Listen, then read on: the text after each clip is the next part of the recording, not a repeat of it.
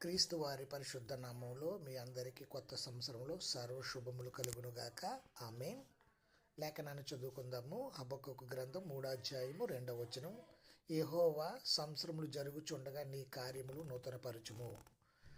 దేవుడు గతంలో చేసిన దయా కార్యాలను మననం చేసుకుని వచ్చే రోజున కొత్త సంవత్సరాలలో వాటిని నూతనపరచమని, మళ్ళీ దయచూపమని హబక్కూకు దేవుడిని వేడుకుంటున్నాడు.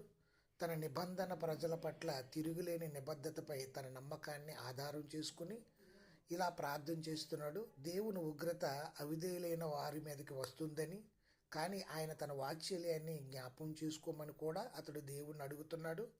ఉగ్రత, కనికరం అన్నవి దేవుని గుణములోని రెండు పార్శ్యాలు. మారు మనసు పొందని వారిపై ఉగ్రతగా మారుతుంది. పొందిన తన క్షమాపణ వేడిన వారి పట్ల కనికరం చూపుతానని దేవుడు వాగ్దానం